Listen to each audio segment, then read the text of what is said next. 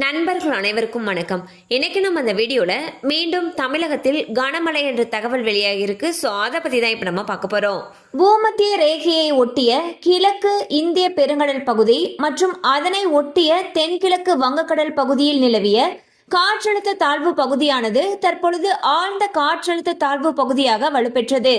இது மேற்கு வடமேற்கு திசையில் நகர்ந்து நவம்பர் 25ஆம் தேதியன்று தெற்கு வங்கக்கடலின் மத்திய பகுதியில் காற்றழுத்த தாழ்வு மண்டலமாக வலுப்பெறக்கூடும்.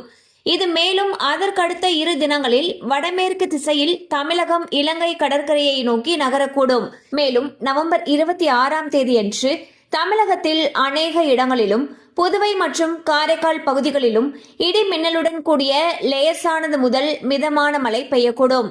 மேலும் கடலூர், தஞ்சாவூர், திருவாரூர், நாகப்பட்டினம், மயிலாடுதுறை, புதுக்கோட்டை ஆகிய மாவட்டங்கள் மற்றும் காரைக்கால் பகுதிகளில் ஓரிரு இடங்களில் கன முதல் மிக கனமழையும், காஞ்சிபுரம், செங்கல்பட்டு, விழுப்புரம், அரியலூர், பெரம்பலூர், திருச்சி, கள்ளக்குறிச்சி, சிவகங்கை, ராமநாதபுரம் ஆகிய மாவட்டங்கள் மற்றும் புதுவையில் ஓரிரு இடங்களில் கனமழையும் பெய்ய வாய்ப்புள்ளது.